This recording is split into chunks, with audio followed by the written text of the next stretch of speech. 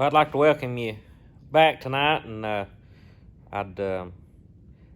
hope to be able to do a few activities outside this evening, but the weather's been bad, and we've had some other circumstances in the family arise that wasn't anticipating, and we had to a little change of plans to come down here in the shop.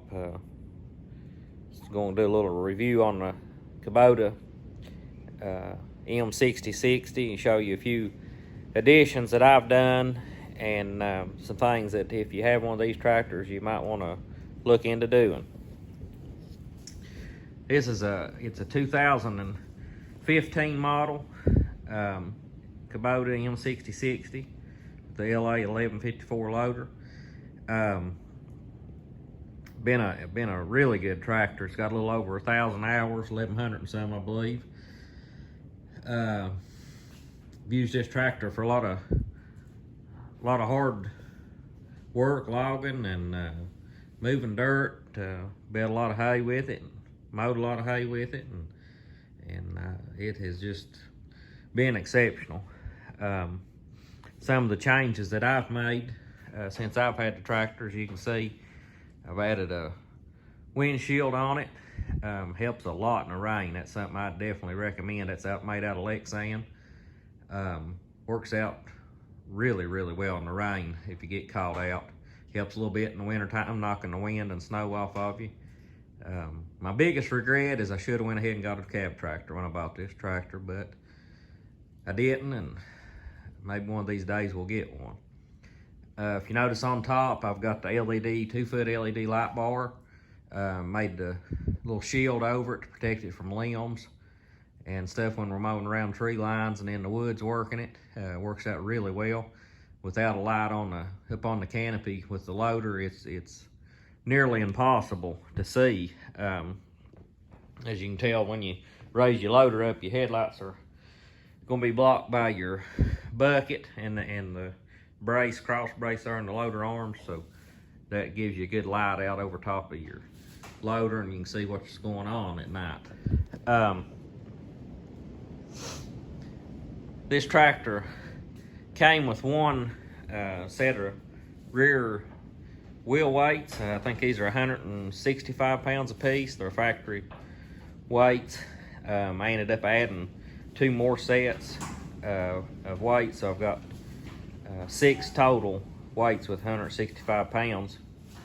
Also got fluid in the tires. Here in Southwest Virginia, we've got a lot of hills and steep terrain, and the heavier you can get a tractor, the better it performs. Also, for when I'm doing loader work, we just recently made this counterballast. Made it up at the shop at school. The students did all the welding on this project, and we painted it up and put us a decal on it. I'd estimate it weighs roughly around 800 pounds. Works out really well doing loader work. You don't have something sticking way out behind you, and just set her down on the ground like it is right now, unhook from it and go. When you need it, you back up, hook to it, and take off and use it for what it's intended for. Also, here on the rear of the tractor, you can see I've added LED lights, rear work lights. Works out really well. Put a radio on it just here this summer. Bought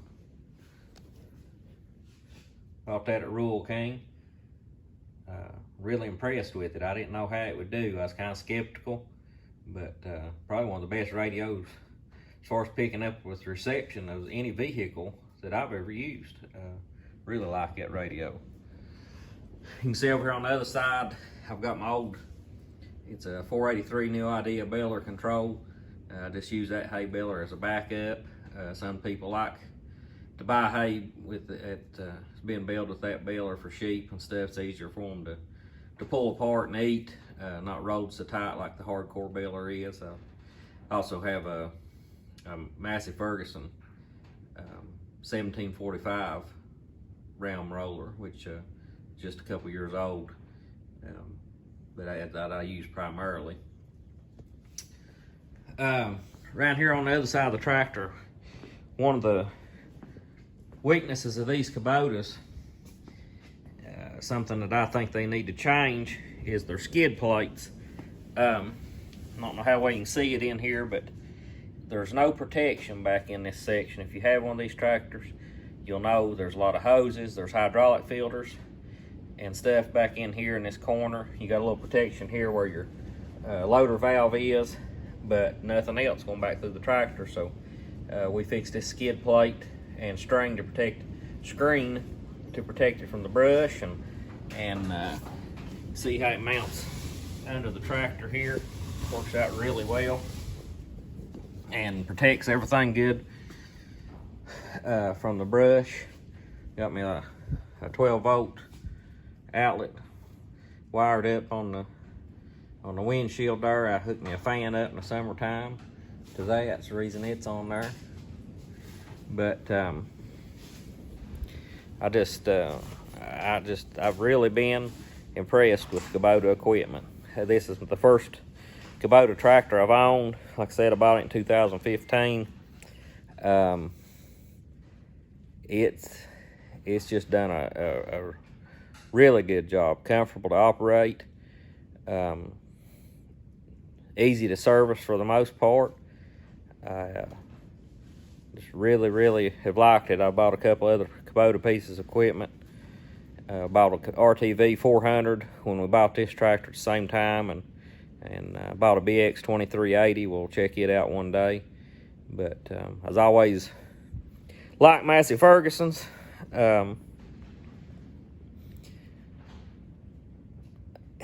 older Massey Ferguson's, I think, probably one of the best tractors built. And the ones built in the 70s and 80s, but they kind of went downhill, in my opinion, and I'd like to have a Massey when I bought this tractor, but I just couldn't find one that the size I wanted that just had the features that this Kubota does. That's one of the reasons I went with Kubota.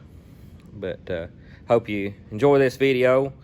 If you have any questions, leave them in the comments and hit like and subscribe. Thank you. Here's you a little better shot of that skid plate.